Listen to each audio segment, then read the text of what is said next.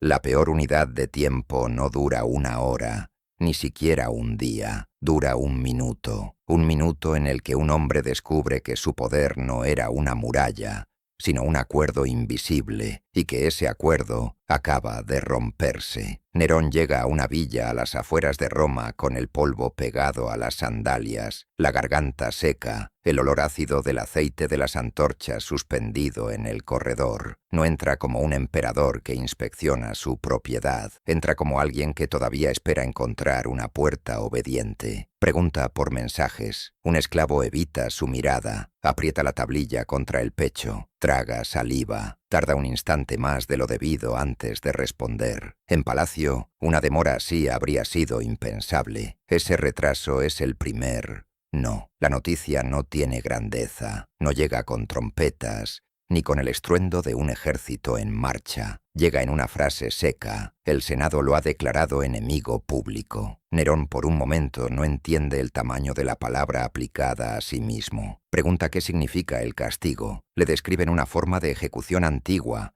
humillante, reservada al lenguaje más brutal del poder romano. Despojado, fijado en una horquilla, azotado hasta morir. No hay gritos en el patio. No hay espadas chocando al otro lado del muro. Solo un corredor estrecho, el humo de las lámparas y la idea de un cuerpo reducido a procedimiento. Aquí empieza la historia real. No con una batalla, no con una multitud. Empieza en el segundo exacto en que Roma decide dejar de obedecer. Oficialmente, Nerón seguía siendo el princeps, el centro visible de un mundo entrenado para inclinarse ante su nombre. En realidad, ese centro llevaba años desgastándose. El poder romano no descansaba solo en las legiones, dependía de algo más frágil: prestigio, miedo, favores, dignidad pública. Todo eso debía parecer natural, todo eso debía parecer eterno. Nerón lo gastó como si no tuviera fin. Los hechos son más fríos que la leyenda. Hubo ejecuciones que apartaron enemigos, pero también aliados. Hubo confiscaciones que llenaron el fisco y vaciaron casas antiguas. Hubo apariciones públicas en las que el emperador cantaba y actuaba frente a hombres educados para mandar, no para aplaudir. En los banquetes,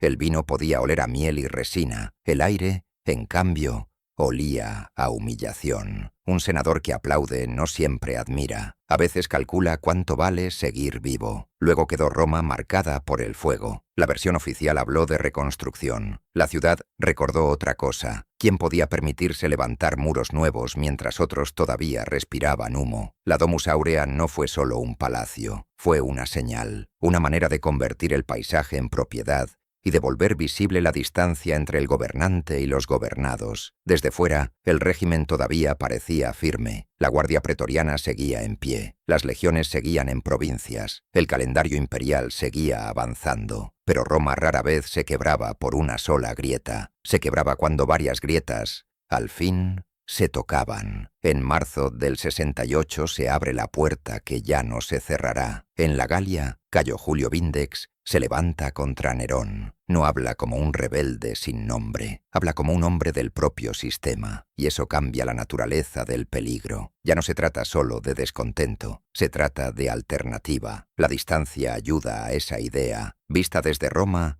una provincia puede parecer un rumor obediente. Vista desde las provincias, Roma también puede empezar a parecerlo. Vindex hace algo más peligroso que reunir hombres. Sugiere un sustituto. En Hispania, Servio Sulpicio Galba empieza a existir, no solo como gobernador, sino como posibilidad. Ahí cambia el clima de todo el imperio. Si la rebelión se aplasta rápido, el miedo vuelve a servir. Pero si el simple gesto de decir no dura lo suficiente, el miedo cambia de dueño. Y ese no nace solo entre tropas lejanas. Nace en los pasillos, en los cuarteles, en las casas, en el personal que abre y cierra puertas. Nerón todavía interpreta el movimiento como una insolencia provincial, un teatro menor que se disipará cuando el centro vuelva a hablar con voz de centro. Pero la crisis ya no es de discurso, es de obediencia concreta. ¿Quién entrega el dinero? ¿Quién entrega el sello? ¿Quién corre a cumplir una orden cuando oye el nombre del emperador? En Roma, el eje verdadero no es todavía el Senado, ni la plebe de las tabernas. Es la guardia pretoriana. Hombres que escuchan el roce del metal en la noche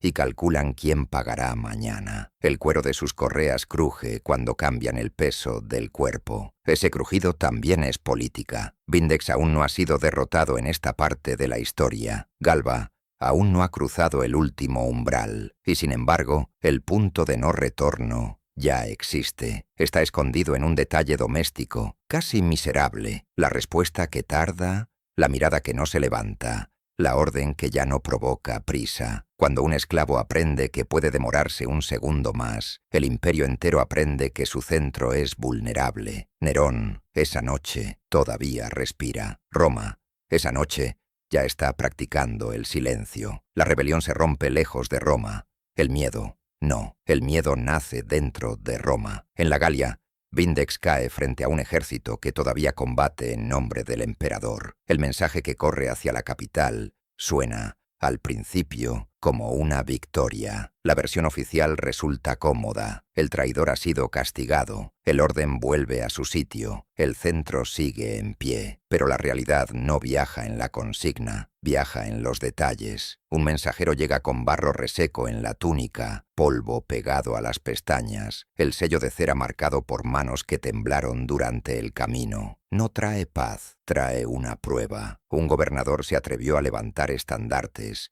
Un general romano tuvo que combatir a romanos. Una provincia entera acaba de aprender que el imperio puede incendiarse sin pedir permiso al Senado. Nerón recibe la noticia como si oyera aplausos detrás de un telón. Se agarra a la parte correcta del sonido. Vindex ha sido derrotado. Busca en esa frase una restauración. No la encuentra, porque la victoria no apaga la pregunta que Vindex dejó suspendida sobre el sistema. Si alguien pudo alzar la Galia, ¿quién impedirá que mañana se alce algo más cercano? El nombre de Galba ya empieza a circular. No corre como una consigna de plaza, corre como una contraseña. Un liberto lo pronuncia en voz baja en un pasillo del Palatino. Un escriba lo copia en una tablilla que no debería existir. Un oficial lo oye. Se inmoviliza un instante y decide no denunciar. Ese segundo también es política. Ese segundo también es un no. Nerón exige fidelidad. En Roma, la fidelidad rara vez se sostiene solo con discursos. Se reparte, se premia, se compra. Busca dinero para donativos como si todavía bastara con poner precio a la obediencia. El problema es que los números ya no acompañan. Las confiscaciones han dejado enemigos. Los gastos han vaciado reservas. La magnificencia reciente todavía brilla como ofensa en la memoria de la ciudad. La Casa Dorada reluce. Un soldado compara. Y cuando un soldado compara, el brillo deja de impresionar. La guardia pretoriana se convierte entonces en el verdadero termómetro. Mientras sostenga al emperador, el resto aún puede fingir estabilidad. Si vacila, toda Roma empieza a calcular. En los cuarteles, al amanecer, el hierro enfría las manos, crujen correas, raspan botas sobre la grava. Los hombres no discuten filosofía política, discuten algo más simple. ¿Quién pagará mañana y en nombre de quién conviene seguir obedeciendo hoy? Oficialmente, la guardia es un muro. En realidad, el muro tiene puertas. Ninfidio Sabino entiende la crisis mejor que muchos senadores. No necesita derribar el trono con una espada. Le basta conmover la lealtad de quienes lo rodean. Empieza a ofrecer a la guardia una salida,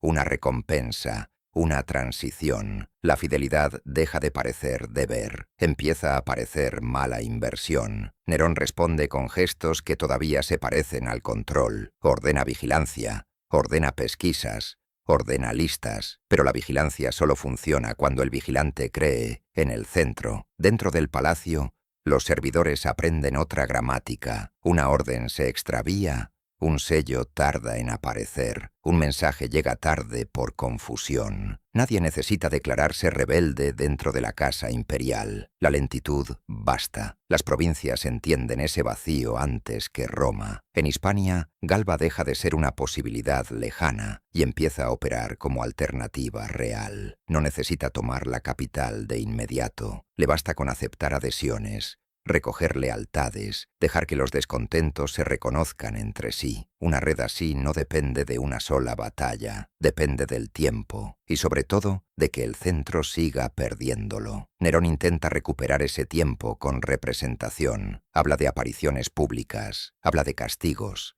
habla como si la escena todavía gobernara la ciudad, pero Roma ya está decidiendo otra cosa en lugares sin público, en un cuartel, en un archivo, en la puerta de un almacén, en la habitación donde un esclavo guarda las llaves. Ahí se decide si el emperador todavía manda. En el Senado, la prudencia empieza a parecerse a la legalidad. Muchos esperan, observan, no porque sean valientes, sino porque quieren sobrevivir al nombre equivocado. Una frase queda sin terminar, un voto se retrasa, un nombre se evita. Los bancos de la curia empiezan a llenarse de silencios útiles. En el Palatino, la sospecha se vuelve física. Nerón percibe que las miradas se apartan antes, percibe que los pasos detrás de él suenan más lejos, percibe que sus hombres de confianza ya discuten entre sí con la voz de quienes imaginan el día siguiente. Y cuando un gobernante empieza a oír el mañana en boca de otros, su presente ya se ha encogido. La derrota de Vindex debería haber clausurado la crisis. Hace lo contrario,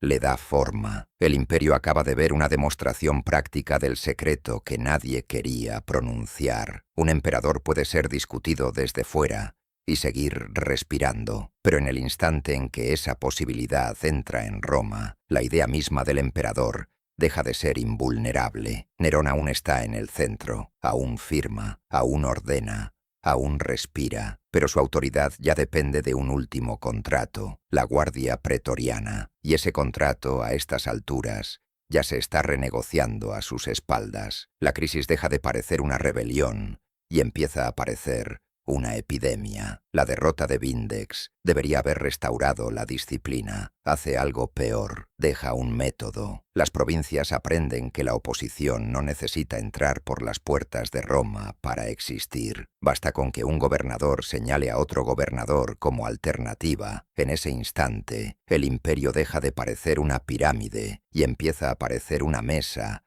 a la que se le pueden cerrar las patas. Galba entiende ese lenguaje enseguida. No marcha todavía sobre Roma, no le hace falta. Acepta adhesiones como si ya estuviera recibiendo juramentos de una nueva era. Le llegan cartas con sellos provinciales, delegaciones cubiertas por el polvo de caminos largos, promesas que suenan menos a entusiasmo que a miedo bien administrado. Oficialmente sigue siendo un servidor indignado. En la práctica, ya funciona como un centro paralelo. La caída de Vindex no destruye esa posibilidad, la vuelve más visible. En Roma, el efecto se nota primero en el dinero. La lealtad cotidiana cuesta. Donativos, ascensos, garantías para las familias, recompensas para quien siga firme cuando otros dudan. Nerón busca recursos donde siempre los buscó. Presión, amenaza, confiscación, pero el terror a sus castigos ya compite con otro más inmediato: quedarse del lado del hombre que va a perder. Los que antes temblaban ante su nombre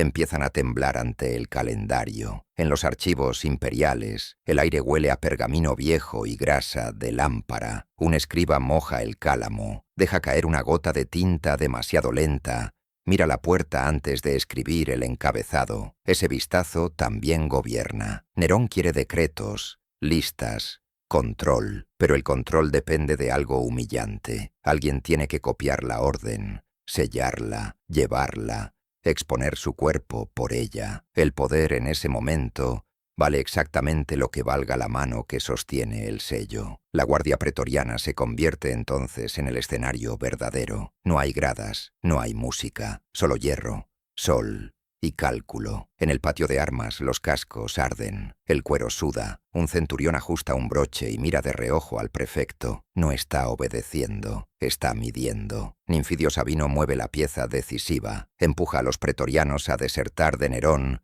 prometiéndoles recompensas si aceptan a Galba. No necesita una proclamación solemne, le basta con cambiar el precio de la obediencia. La fidelidad empieza a parecer una pérdida, y la transición un negocio. Esa maniobra fue una palanca clave en la caída final de Nerón. Nerón oye rumores, pero todavía los interpreta como insolencia, no como mecanismo. Cree que bastará con aparecer, imponerse, hacer que la ciudad recuerde quién ocupa el centro. Prepara gestos de autoridad, busca una escena que vuelva a ordenar el mundo. El problema está en lo más pequeño. Un criado tarda en traer la capa, un portero finge no oír, un liberto responde con una frase ambigua donde antes habría habido una afirmación limpia. Nadie le ofrece una negativa abierta, le ofrecen demoras, vacíos, pequeñas zonas de aire muerto. Esa es la forma más peligrosa de rebelión, la que no deja culpables claros. Nerón todavía piensa en mover piezas militares,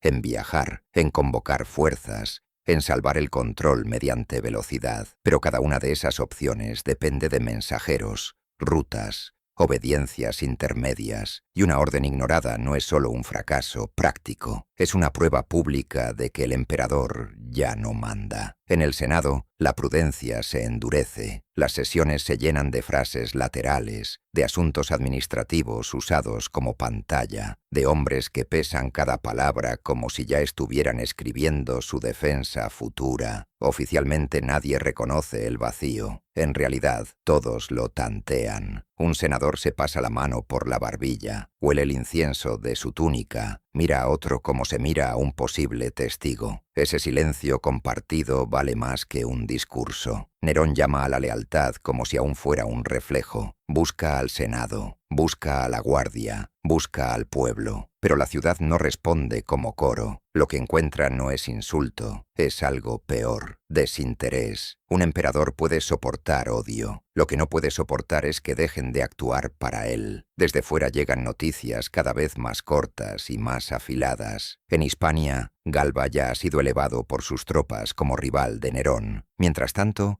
otras zonas del imperio empiezan a tantear la dirección del viento. Roma sigue siendo, en teoría, el lugar donde se decide todo. En la práctica, muchas decisiones ya se han tomado lejos de ella. En el palacio, las conversaciones cambian de timbre, hay menos juramentos. Hay más quizá. Nerón pide ver a hombres clave, a comandantes, a consejeros. Muchos no están disponibles. Muchos tardan, muchos responden sin responder. El emperador empieza a quedarse solo, aún antes de quedarse solo de verdad. El punto crítico no llega con una batalla, llega con un juramento que se afloja. La guardia pretoriana empieza a moverse hacia Galba, no con desfile abierto, sino con señales internas, turnos cambiados, vigilias más blandas, órdenes repetidas con menos convicción. Nerón lo percibe como se percibe una fiebre. No siempre se ve, pero ya ocupa el cuerpo. Oficialmente todavía nada ha cambiado. Nerón sigue en el Palatino, sus estatuas siguen en pie, sus decretos aún se leen. La realidad va por delante.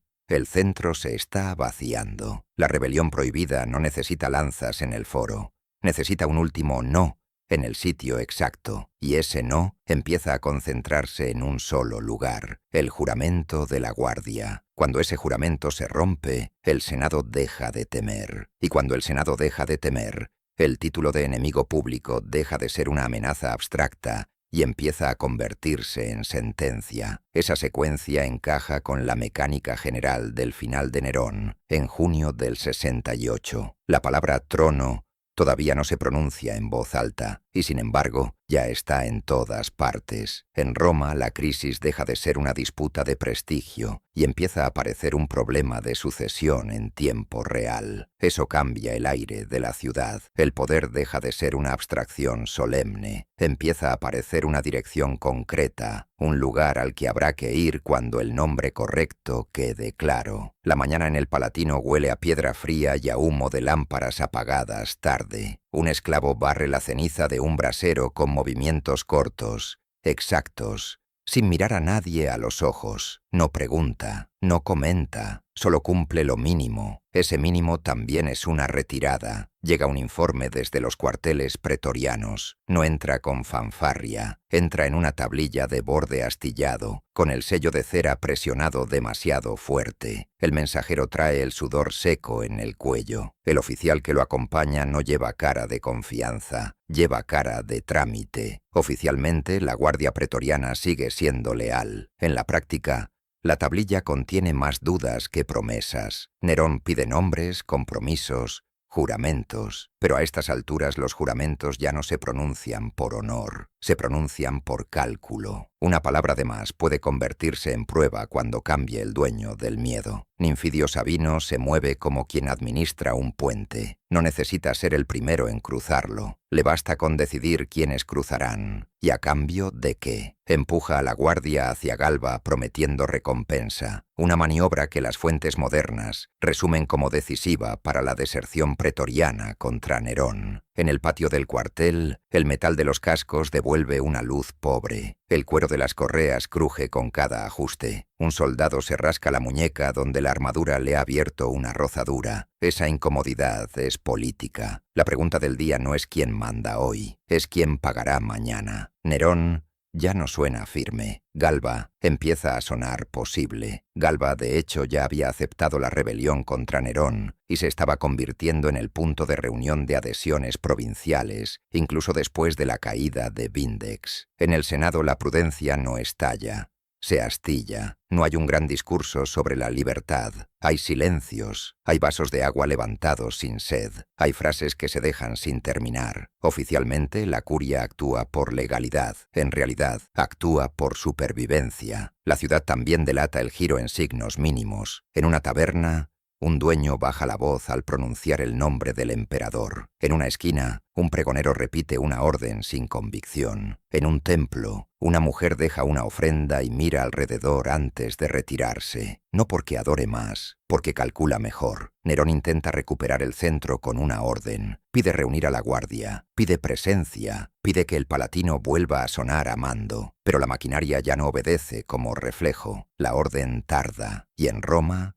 cuando una orden imperial tarda, la tardanza se convierte en noticia antes que la orden. Un liberto entra con los labios resecos, habla deprisa, se contradice. Dice que algunos pretorianos ya pronuncian el nombre de Galba sin bajar la cabeza. Dice que los prefectos no garantizan nada. El palacio llama a eso calumnia. La realidad lo usa como mapa. Aquí la historia alcanza su centro moral. Tácito resumió la lección con una frase que sobrevivió a la caída de Nerón. Ya se había revelado el secreto del imperio, que un emperador podía hacerse fuera de Roma. En Historias 1.4, esa idea no aparece como adorno literario, aparece como una clave para entender por qué el sistema cambió de forma. Nerón comprende ese peligro demasiado tarde. Su mundo estaba construido para que la capital fuera el taller exclusivo del poder. El Senado legitimaba, la guardia protegía, el pueblo asistía, pero la provincia acababa de demostrar otra cosa. Roma seguía siendo escenario, ya no era el único taller. La noticia más venenosa no es que Galba exista, es que Galba ya funciona. En Hispania su nombre circula con peso administrativo. Sus partidarios actúan como si el relevo ya hubiera comenzado. En Roma, cada hombre influyente intenta adivinar qué rostro tendrá la moneda la semana siguiente. Galba no era ya solo un rumor, estaba reuniendo apoyos concretos para reemplazar a Nerón. El palacio responde con lo único que conoce bien: intimidación. Se mencionan castigos,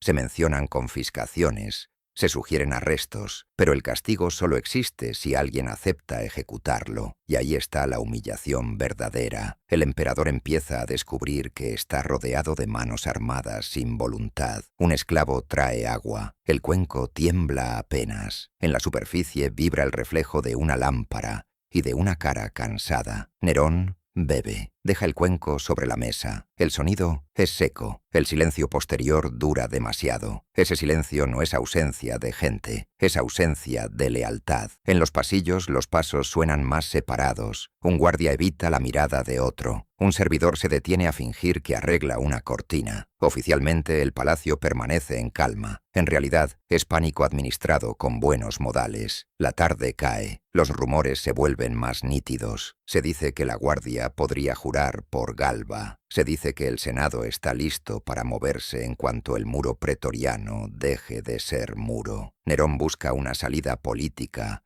una negociación, un gesto que revierta el flujo, pero ya no se negocia con él, se negocia alrededor de él. Ese es el verdadero midpoint. Nerón todavía está en Roma, todavía tiene palacio, todavía tiene nombre, pero el imperio ya ha aprendido su secreto, y un secreto así, una vez aprendido, no vuelve a olvidarse. La fórmula de Tácito, que un emperador podía hacerse fuera de Roma, quedó precisamente asociada a la crisis abierta tras la muerte de Nerón y el ascenso de Galba. El palacio no cae con un asalto, cae con un sonido que no debería existir en el centro del mundo: el silencio. En el Palatino, al anochecer, las lámparas devuelven una luz débil sobre el mármol frío. El humo del aceite se queda pegado a las cortinas. Un guardia carraspea, escucha su propia garganta y se incomoda, como si ese ruido fuera demasiado grande para un edificio que siempre había vivido del eco de las órdenes. Nerón sigue siendo emperador en los títulos. El palacio, sin embargo, ya empieza a parecer otra cosa, una fachada que conserva su forma cuando su interior ya se ha vaciado. La noticia decisiva no llega con trompetas, llega con jadeo. Un mensajero entra con la respiración rota,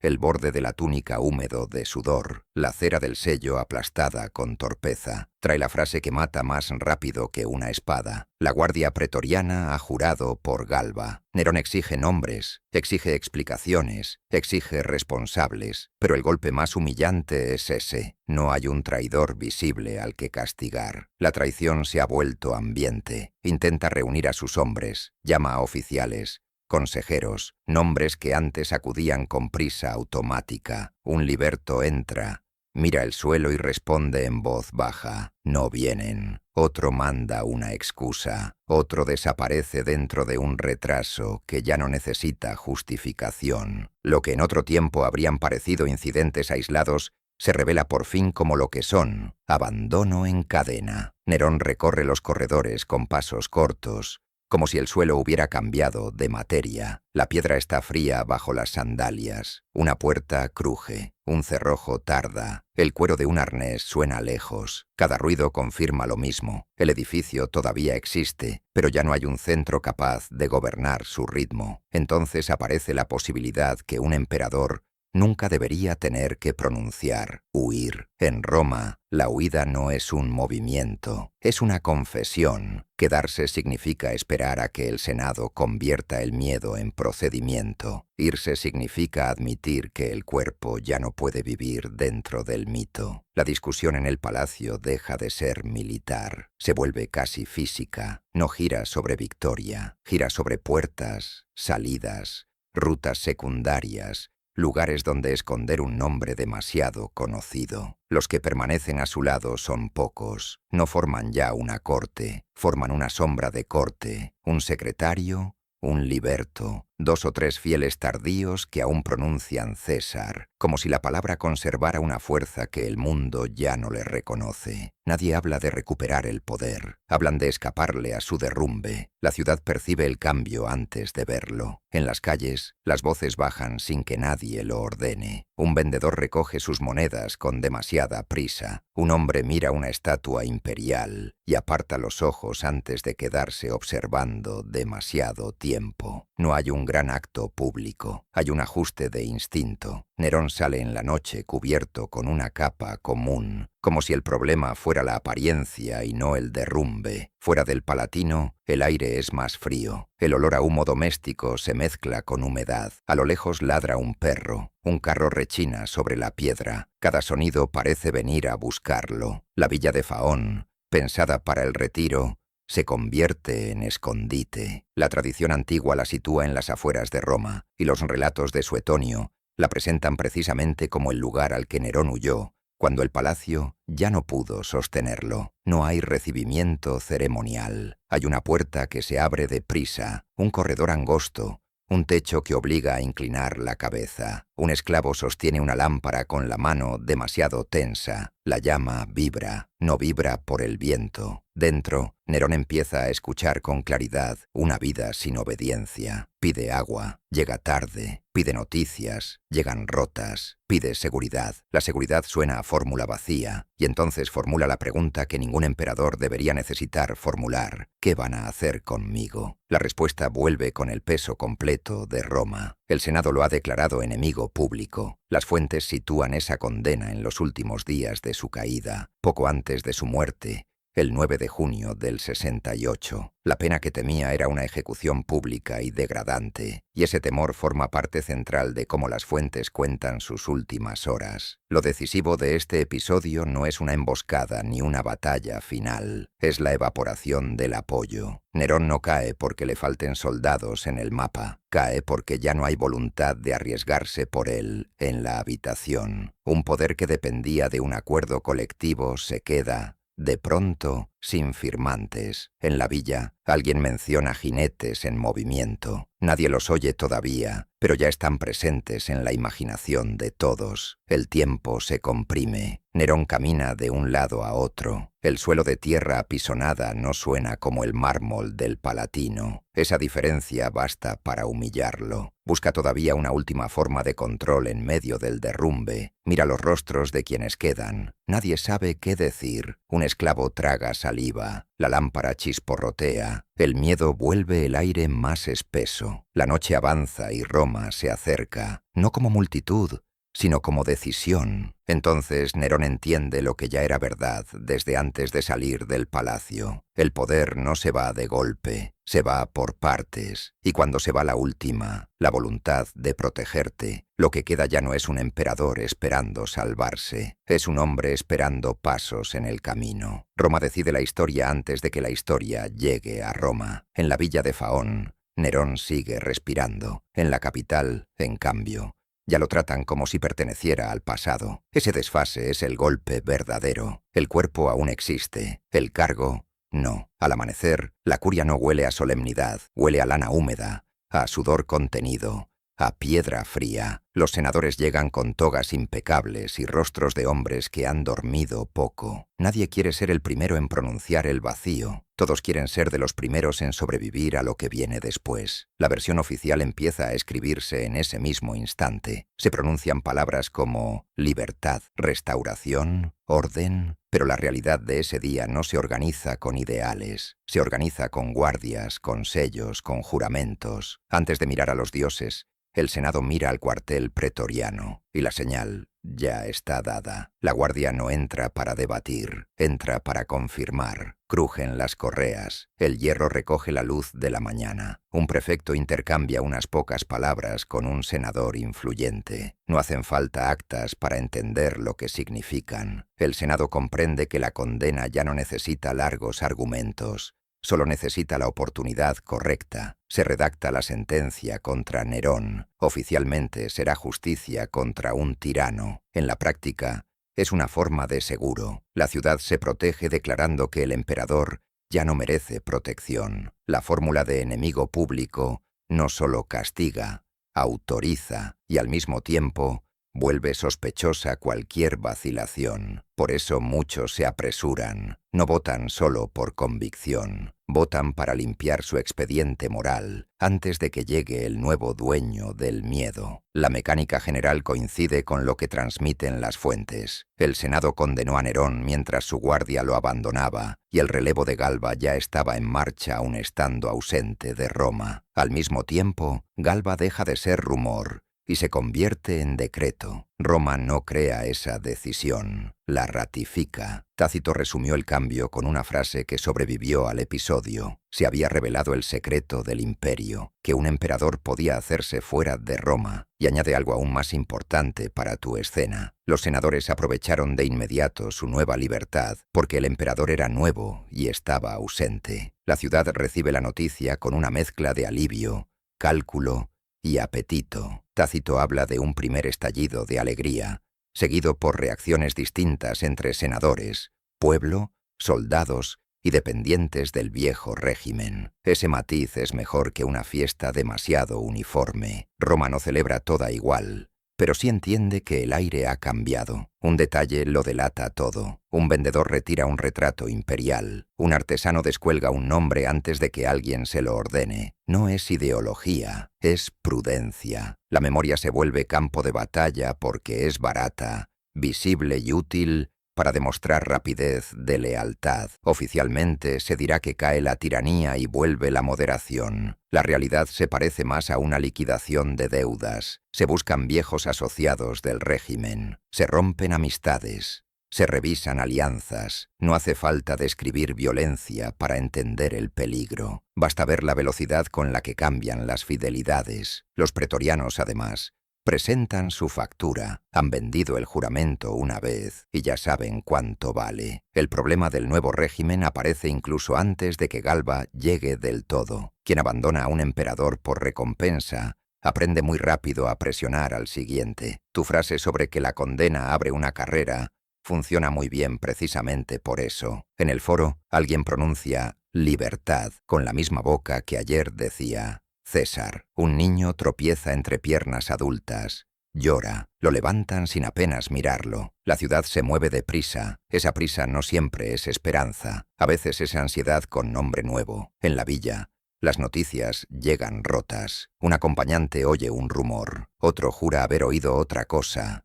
Ninguno trae certeza limpia.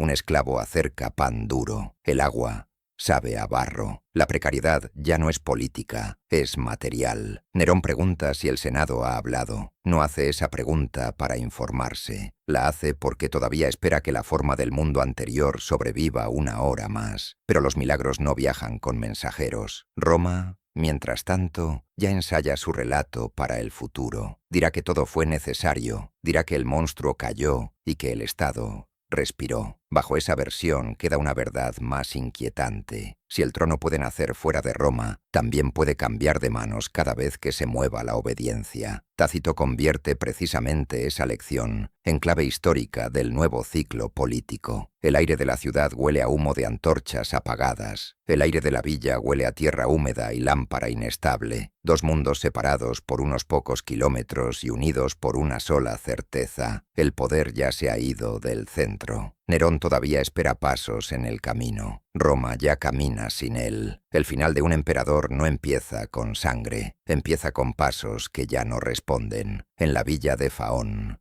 el aire de madrugada muerde la piel. La lámpara arroja una luz irregular sobre una pared desnuda. Nerón escucha un silencio que no se parece a la calma. Se parece a algo peor, ausencia de subordinados. Oficialmente el Estado ya está restaurado. Lo único que falta es cerrar la cuenta con un cuerpo. Llega una carta. No trae sello imperial, trae urgencia. La tablilla está marcada por manos rápidas. El mensajero evita la mirada del hombre que, hasta hace muy poco, era el centro del mundo. Nerón rompe la cera como si pudiera romper también el veredicto. Lee de nuevo la frase decisiva, enemigo público. Ahora la palabra ya no suena política, suena material. Pregunta otra vez por el castigo, no por curiosidad, para medir la forma del futuro. Suetonio sitúa justo aquí la noticia traída a Faón. El Senado lo había declarado enemigo público y lo buscaban para castigarlo en la antigua usanza. Cuando Nero pregunta qué significaba,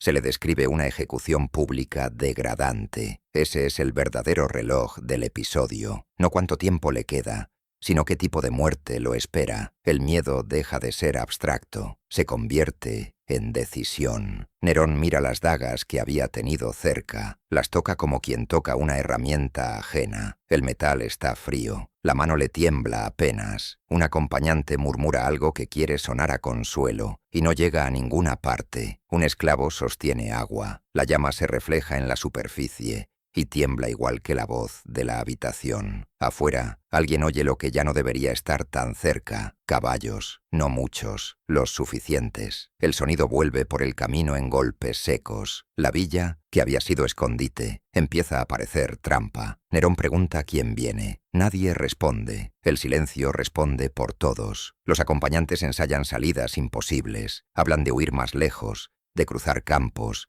de encontrar alguna unidad que todavía lo reconozca. Él escucha como se escucha una lengua muerta. Huir ya no significa desplazarse, significa admitir que la obediencia terminó. Quedarse significa esperar la exposición, la captura y la humillación pública. El dilema se estrecha hasta volverse casi un punto. Aquí regresa el tema central de toda la historia, la rebelión mínima, la prohibida, la que no necesita legiones. Un esclavo le tiende una capa, se la tiende sin prisa. Ese segundo extra es el último. No, no hay insulto, no hay desafío, no hay discurso. Solo una demora diminuta que dice lo mismo que dijo la primera, al comienzo del relato. Ya no eres dueño del ritmo. Nerón busca valor en la memoria de su título. No lo encuentra. Busca ayuda en los pocos que quedan. La encuentra de la forma más amarga: dependencia. Epafrodito está cerca. No lo mira con heroísmo. Lo mira con urgencia. Los cascos ya están más cerca. Hay voces cortas afuera. Hay metal,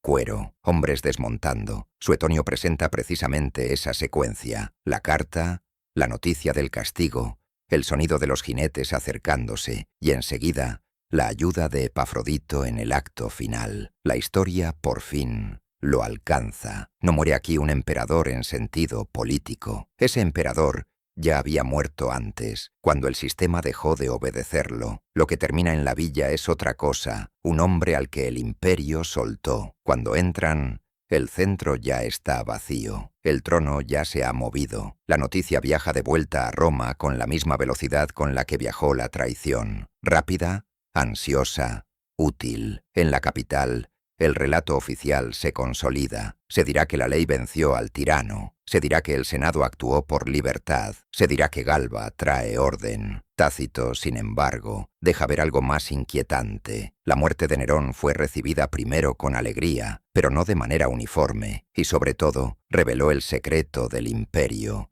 que un emperador podía hacerse fuera de Roma. Los senadores aprovecharon su libertad de inmediato, porque el nuevo emperador aún estaba ausente. Ahí está la lección más peligrosa. La caída de Nerón no restaura un mundo estable, inaugura uno más inestable. Si el poder puede fabricarse lejos de Roma, entonces también puede cambiar de manos cada vez que cambie la obediencia. Tácito convierte esa idea en la clave histórica del momento. El episodio termina como empezó, no con una multitud, sino con un minuto, no con un gran discurso, sino con una demora, no con una batalla decisiva, sino con un sistema que deja de moverse por un hombre. Ese segundo extra, la orden que tarda, la puerta que no se abre, la capa que llega sin prisa, es la rebelión prohibida. Y con la muerte de Nerón, Roma aprende algo que ya no podrá desaprender: que el trono puede ser arrancado del centro por hombres en el borde. Esa es precisamente la lógica que Tácito resume después al hablar del secreto del imperio.